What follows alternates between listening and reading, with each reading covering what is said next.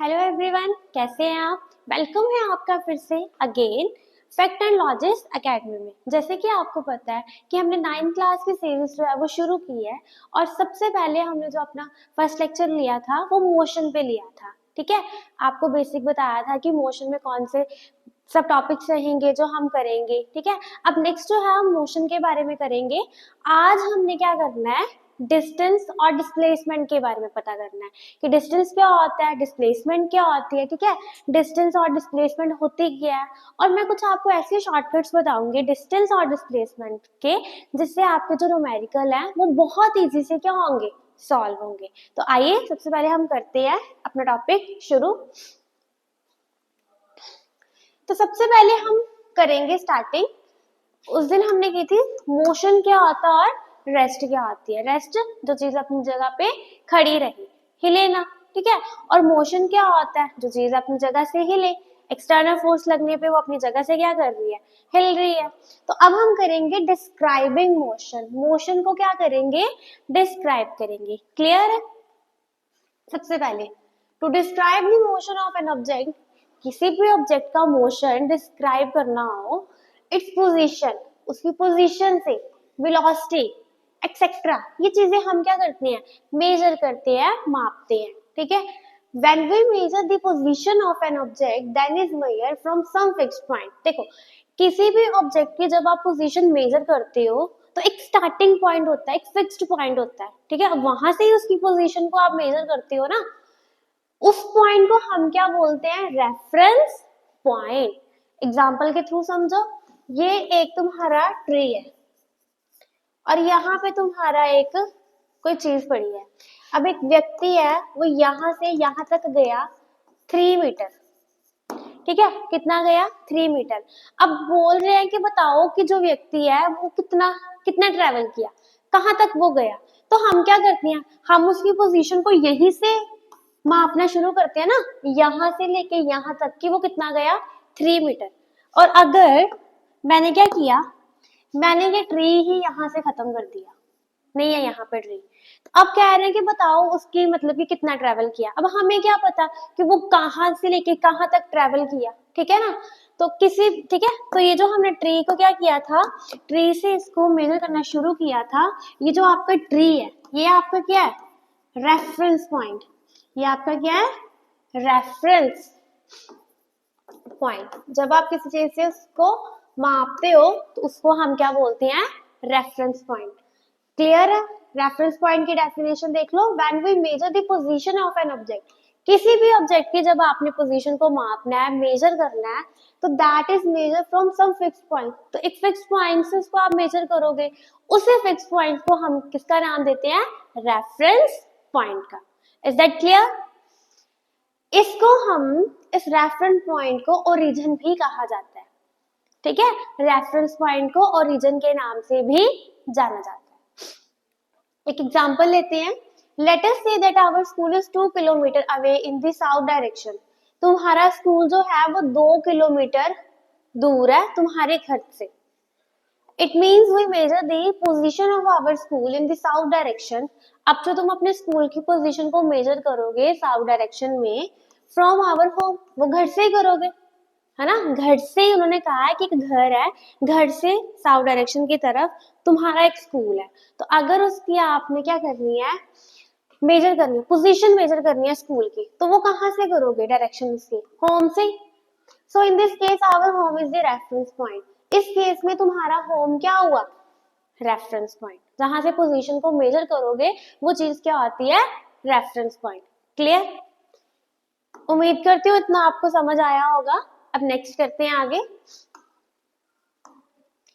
Motion along a straight line. Motion along का straight line का मतलब क्या, सीधे सीधे सीधे सीधे मोशन। ठीक है, तो देखो motion along a straight line, एक कार देखो बिल्कुल सीधे सीधे सीधे सीधे सीधे जा रही है। ठीक है, motion is a straight line is called straight motion.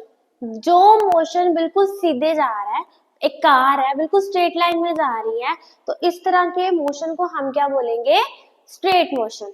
जो बिल्कुल मुड़ नहीं रहा है ना, बिल्कुल कोई गड्ढे आने पे नहीं मुड़ रहा, कोई उसके आगे ऑब्जेक्ट नहीं है जिसके कारण उसको टर्न लेना पड़ रहा है, तो वो जो है वो बिल्कुल सीधा जा रहा है, ठीक है। If the direction of a moving object is constant, उसकी जो क्या कहते हैं डायरेक्शन होगी ना मूव करने की, वो बिल्कुल कांस्टेंट होगी, ना वो ज्यादा होगी ना वो कम होगी, बिल्कुल अपनी कांस्टेंट स्पीड से वो चलती जाएगी। And the object is moving at a constant speed, और कांस्टेंट स्पीड से क्या कर रही है, मूव कर रही है, then it's moving in a straight line.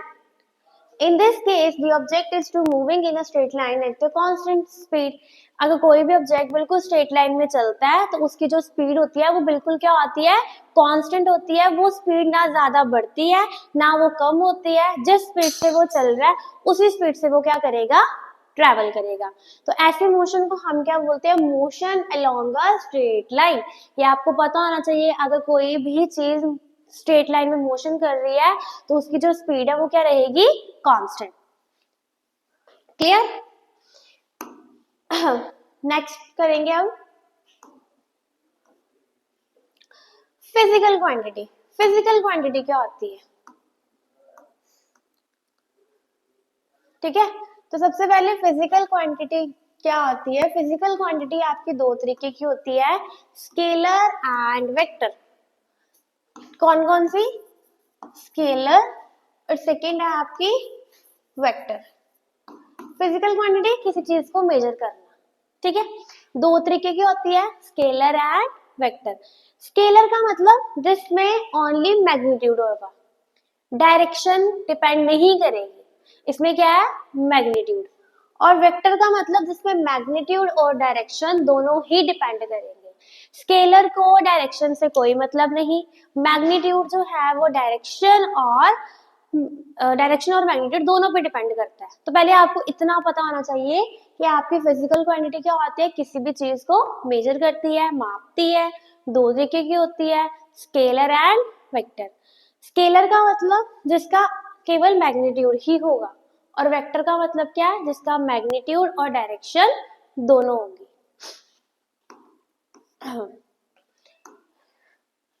Next है डिस्टेंस एंड डिस्प्लेसमेंट। बहुत इंपॉर्टेंट कंसेप्ट है, ठीक है। डिस्टेंस क्या होता है, डिस्टेंस का मतलब क्या होता है, दूरी, है ना। एक जगह से दूसरी जगह जाना, कितना उसने डिस्टेंस ट्रेवल किया, कितनी दूरी तय की है, वो क्या हो गया आपका डिस्टेंस। डिस्प्लेसमेंट क्या होती है, तो इन्हीं के बारे में अब इसमें हम पढ़ेंगे, ठीक है। इसको अच्छे से कंसेप्ट को समझना, क्योंकि इसके न्यूमेरिकल्स भी आते हैं। Distance.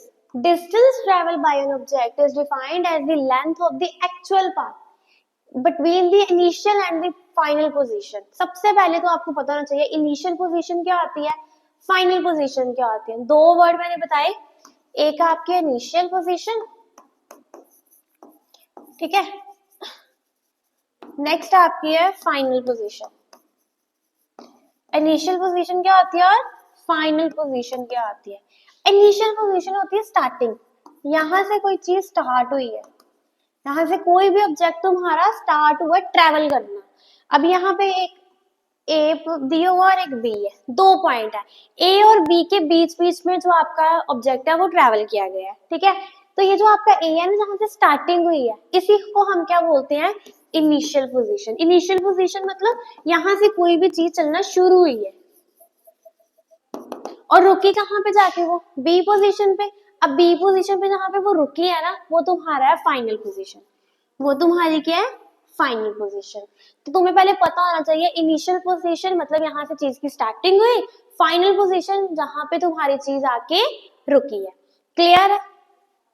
अब देखो कहते हैं कि ए और बी इनिशियल से लेके फाइनल तक जितना एक्चुअल उसने डिस्टेंस कवर किया, उसी को हम क्या बोलते हैं, डिस्टेंस, ठीक है। डेफिनेशन क्या है, distance travel by the object is defined. कोई भी ऑब्जेक्ट जब वो ट्रेवल कर रहा है तो उसको हम कैसे डिफाइन करेंगे, as the length of the actual path between the initial position and the final position of the object. Initial से लेके final तक के बीच में जितना उसने actual length क्या किया, कवर किया ना, उसे हम क्या बोलते हैं, डिस्टेंस। क्या बोला जाता है, डिस्टेंस। अब A से लेके इनिशियल से लेके फाइनल तक उसने कितना डिस्टेंस कवर किया, 10 सेंटीमीटर। तो ये तो आपका क्या निकल गया, डिस्टेंस, ठीक है। इनिशियल से लेके फाइनल तक उसने डिस्टेंस कितना कवर किया है, 10 सेंटीमीटर। तो ये क्या आ गया आपका डिस्टेंस। क्लियर है डिस्टेंस क्या होता है? ठीक है, अब नेक्स्ट करते हैं आगे, डिस्प्लेसमेंट। डिस्प्लेसमेंट क्या होती है? अब हमें पढ़ना डिस्प्लेसमेंट के बारे में। The shortest distance between the initial and the final position of a moving object in a given interval of time in the direction from initial position to the final position of object is known as the displacement of the object. Displacement का मतलब initial से final तक ही है, but जो आपने shortcut रास्ता लिया है, ठीक है, एक आपने शॉर्टकट रास्ता लिया है, उसको हम क्या बोलते हैं? डिस्प्लेसमेंट। डिस्टेंस था कि ए से लेके बी तक कितनी दूरी उसने तय किया, वो तो था आपका डिस्टेंस। अब डिस्प्लेसमेंट क्या है? शॉर्टकट रास्ता। ठीक है, जब आप कहीं पे जाते हो आपके पास दो ऑप्शन होते हैं, एक ऑप्शन मतलब कि जिसमें बहुत मतलब कि बहुत रास्ता तय करना आपने, दूसरा शॉर्टकट। तो इसी शॉर्टकट रास्ते को हम किसके नाम से जानते हैं? डिस्प्लेसमेंट। ठीक है, अब देखो कोई भी ऑब्जेक्ट है, ए से बी गया, फिर बी से सी गया, ये क्या था तुम्हारा? डिस्टेंस। अगर हम डिस्टेंस निकालेंगे तो वो कैसे निकलेगा? पहले वो ए से बी गया प्लस वो बी से सी गया, मान लो वो ए बी से बी 2 गया और यहाँ से वो 3 गया, तो 2 + 3 कितना हो गया? 6। ये तुम्हारा क्या निकल गया? डिस्टेंस। एक्चुअल कितना उसने रास्ता कवर किया। क्लियर है? अब डिस्प्लेसमेंट क्या है? ए से लेके डायरेक्ट सी पे चला गया, बिल्कुल शॉर्टकट। ये भी तो यहाँ से लेके यहाँ तक ही पहुंचा, बट डिस्प्लेसमेंट में क्या हुआ? डायरेक्टली शॉर्टकट, वो कहाँ से चला गया? ए से वो सी पे चला गया। तो ये जो शॉर्टकट था, इसी को आप किसका नाम दोगे? डिस्प्लेसमेंट। क्लियर है? अब डिस्प्लेसमेंट अगर निकालनी हो किसी भी ऑब्जेक्ट की, तो वो कैसे निकलती है? Final position minus initial position. Final में से जब हम इनिशियल पोजीशन को माइनस करेंगे तो हमारे पास क्या निकल आएगा? डिस्प्लेसमेंट। क्लियर है? अगर आप यहां से डिस्प्लेसमेंट निकालनी है तो वो कैसे निकालोगे? पाइथागोरस थ्योरम का आपको पता है, तो वही यहाँ पे अप्लाई होगी। पाइथागोरस थ्योरम क्या होती है? हाइपोटेन्यूज का स्क्वायर, परपेंडिकुलर का स्क्वायर प्लस बेस का स्क्वायर। क्लियर है? अब आपने डिस्प्लेसमेंट निकालनी है, तो आपके पास ए बी कितना है? 2, बी सी कितना है? 3। ठीक है, अब जरा निकालो।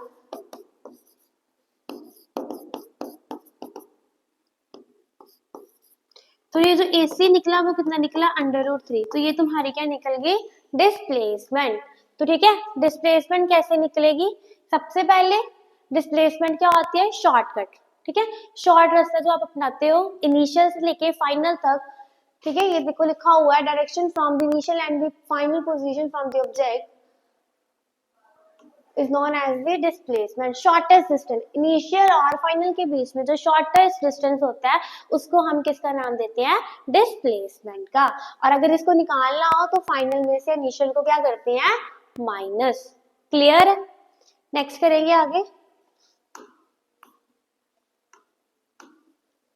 यूनिट्स। अब इसकी यूनिट्स क्या है? किसकी? डिस्टेंस और डिस्प्लेसमेंट की। तो लार्ज डिस्टेंस एंड डिस्प्लेसमेंट, अगर बहुत ही बड़ा रास्ता है, बहुत बड़ा डिस्टेंस या डिस्प्लेसमेंट है, तो उसको मेजर हम करते हैं किलोमीटर में।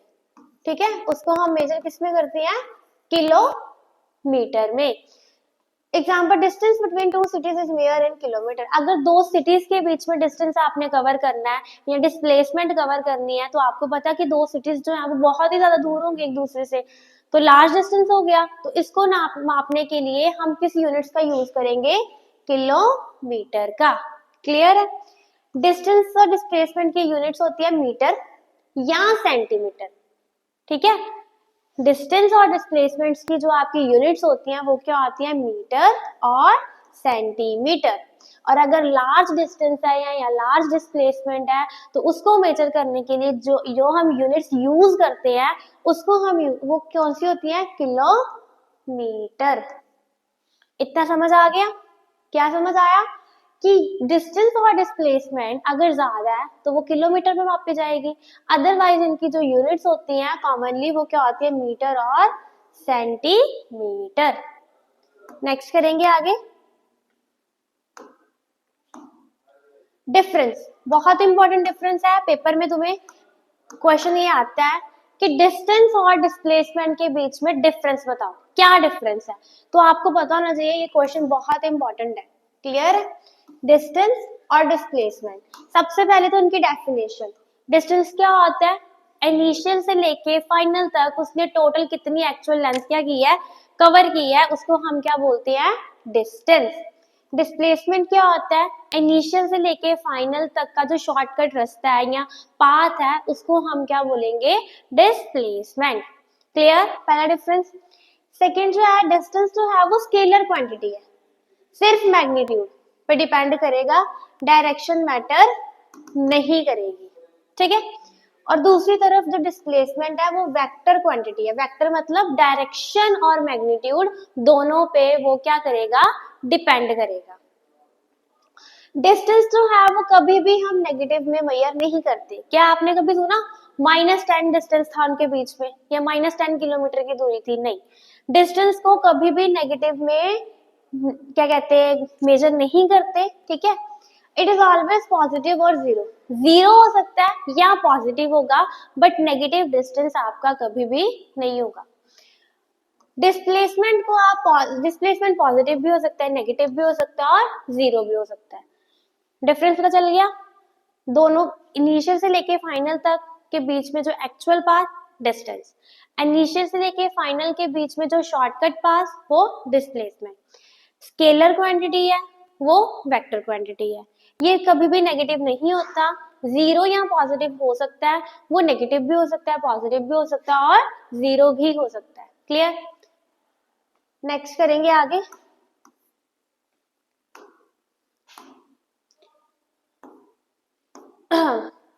अब एक डिवाइस है, ठीक है? A device is known as the odometer. अब odometer क्या होता है? Fitted on the dashboard of the automobiles. तुम्हारे जो vehicles होते हैं उनके डैशबोर्ड में इसको फिट किया जाता है, जैसे कार हो गया, बस होगी, एक्सेट्रा, ऐसी चीजें। ठीक है? इसका काम क्या होता है? Measure the distance travel by the vehicle, कि जो आपका व्हीकल है उसने टोटल कितना डिस्टेंस ट्रेवल किया, वो जो मेजर करता है, वो कौन मेजर करता है? आपका ऑडोमीटर। तो आपको पता होना चाहिए कि ऑडोमीटर का काम क्या है। ऑडोमीटर कहाँ लगाया जाता है? कार, बसेस के डैशबोर्ड में इसको फिट किया जाता है। और इसका काम क्या होता है? इसका काम क्या होता है कि आपने कितनी दूरी तय की है, कितना ट्रैवल किया आपने, तो ये डिस्टेंस कवर करता है, डिस्टेंस कितना ट्रैवल किया व्हीकल ने। ठीक है? नेक्स्ट करेंगे आगे। Uniform motion. यूनिफॉर्म मोशन क्या होता है? ध्यान से देखना। The motion of an object is uniform along a straight line. It's cover equal distance in equal interval of time. Uniform का मतलब कि जिस पोजीशन पे वो जा रहा है उसी पोजीशन पे जाएगा। ठीक है? अपनी पोजीशन चेंज नहीं करेगा, बिल्कुल स्ट्रेट लाइन में वो जा रहा है, इक्वल डिस्टेंस और इक्वल इंटरवल ऑफ टाइम। जितना डिस्टेंस है ना, उतने इक्वल इंटरवल ऑफ टाइम पे वो कर रहा है। फॉर एग्जाम्पल देखो, ओ से लेके ए तक गया, फिर ए से बी गया, फिर बी से सी गया। एक कार आपको जाती हुई दिखाई दे रही है। ठीक है? कितना डिस्टेंस कवर किया उसने? ओ से ए 4, फिर ए से बी अगेन 4, फिर बी से सी अगेन 4। क्या उसके डिस्टेंस में कोई फर्क आ रहा है? नहीं। जिस स्पीड से जा रहा है उसी स्पीड से वो क्या कर रहा है? ट्रैवल कर रहा है। उसके डिस्टेंस में कोई भी फर्क नहीं आ रहा, वो इक्वल डिस्टेंस पे जा रहा है। 4 पे जा रहा है, आगे भी 4 पे है, उससे आगे भी वो 4 पे है, उसके डिस्टेंस पे फर्क नहीं पड़ रहा। और अगर हम टाइम की बात करें तो यहाँ से लेके 2 सेकेंड, फिर अगेन 2 सेकेंड, अगेन 2 सेकेंड, मतलब टाइम भी चेंज नहीं हो रहा। जिस टाइम पे वो चल रहा है उसी टाइम पे वो क्या कर रहा है? मूव कर रहा है। तो इस तरह के मोशन को हम क्या बोलते हैं? Uniform motion. यूनिफॉर्म मोशन क्या होता है? स्ट्रेट लाइन में होता है, सीधे जा रहा है, equal distance, equal interval of time.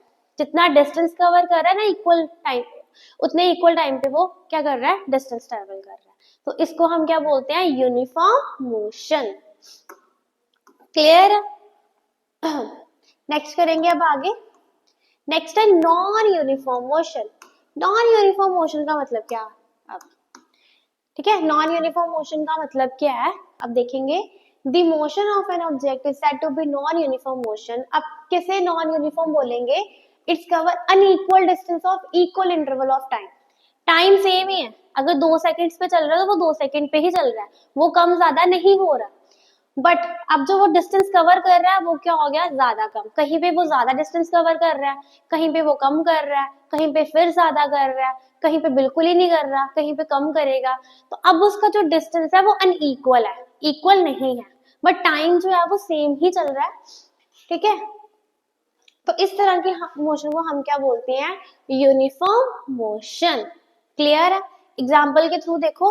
अब देखो, एक कार है, ए से बी गई, बी से सॉरी ओ से ए गई, यहाँ देखो ओ से ए गई, ठीक है, फिर ए से बी गई, फिर बी से सी गई। अब क्या हुआ,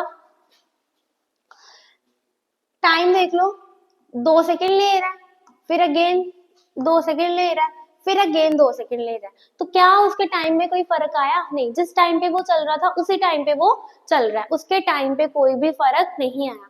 बट अगर डिस्टेंस की बात करो, ओ से वो 4 गया है, ए से बी वो 4 गया है, और बी से सी कितना गया? 2। मतलब पहले वो 4 पे गया, फिर 2 पे हो गया, फिर आगे जाएगा तो 6 पे हो जाएगा। तो उसका डिस्टेंस क्या आ रहा है अब? सेम नहीं है, कहीं पे ज्यादा कहीं पे कम। ठीक है, तो नॉन यूनिफॉर्म का मतलब क्या है कि टाइम सेम रहेगा पर जो डिस्टेंस ट्रेवल कर रहा है अब वो सेम नहीं है, वो ज्यादा कम हो रहा है, unequal distance in equal interval of time. तो इस तरह के मोशन को हम क्या बोलते हैं, नॉन यूनिफॉर्म मोशन। क्लियर है? अगर इसकी एग्जांपल देखो तो देखो, अब बस moving on A crowded road, crowded road का मतलब बड़ा ही रश है वहां पे। अब ज्यादा रश है तो क्या वो जिस स्पीड से जा रहा था उसी स्पीड से जाएगा? नहीं, कहीं पे ज्यादा टाइम लग रहा है, कहीं पे वो कम कर रहा है। अ कार मूविंग इन ए हिली ट्रैक, हिली ट्रैक मतलब पहाड़ी एरिया पे चल जाओ तो वहां पे भी उसका डिस्टेंस क्या रहेगा, अनइक्वल रहेगा। ठीक है, तो आज के सेशन में हमने क्या पढ़ा, सबसे पहले रेफरेंस पॉइंट के बारे में पढ़ा। रेफरेंस पॉइंट क्या होता है, यहाँ से आप किसी भी चीज को क्या करते हो, मेजर करते हो, उसकी उसने कितना ट्रैवल किया या कितना डिस्टेंस कवर किया है, जब आप उसको वहां से क्या करते हो, मेजर करते हो, तो उस पॉइंट को हम क्या बोलते हैं, रेफरेंस पॉइंट। तो रेफरेंस पॉइंट को ओरिजिन के नाम से भी जानते हैं। ठीक है, डिस्टेंस के बारे में पढ़ा। डिस्टेंस क्या होता है, इनिशियल से लेके फाइनल तक उसने टोटल कितना एक्चुअल लेंथ जो है वो कवर किया है, उसको आप क्या बोलते हो, डिस्टेंस बोलते हो। डिस्प्लेसमेंट क्या होता है, इनिशियल से लेके फाइनल तक कितना शॉर्टकट पाथ कवर किया है, उसको आप क्या बोलते हो, डिस्प्लेसमेंट। फिर डिफरेंस किया उनके बीच में कि क्या डिफरेंस था, है ना, कि वो स्केलर क्वांटिटी है डिस्टेंस, जबकि आपकी वो वेक्टर क्वांटिटी है। आपका जो डिस्टेंस है वो नेगेटिव कभी नहीं होगा, जीरो या पॉजिटिव हो सकता है, बट डिस्प्लेसमेंट जीरो भी हो सकती है, नेगेटिव भी हो सकती है और पॉजिटिव भी हो सकती है। क्लियर? फिर फर्दर हमने क्या किया, uniform and non uniform motion. Uniform motion में क्या था, equal distance in equal interval of time, और नॉन यूनिफॉर्म में क्या था, टाइम तो इक्वल था बट आपका डिस्टेंस क्या हो गया, unequal. Unequal distance in equal interval of time, जिसको आप क्या बोलते हो, नॉन यूनिफॉर्म मोशन। क्लियर है? आई होप इतना आपको क्लियर हुआ होगा। ठीक है, अगर इतना आपको अब हम करेंगे इसके न्यूमेरिकल्स, इसके रिलेटेड न्यूमेरिकल्स करेंगे। अब हम मिलेंगे आपको एक नए सेशन के साथ। उम्मीद करती हूँ कि जितना आपको मैंने समझाया वो आपको अच्छे से समझ आया होगा। ठीक है, अगर आपको ये वीडियो अच्छी लगी हो तो प्लीज वीडियो को लाइक शेयर कमेंट जरूर करना। Thank you.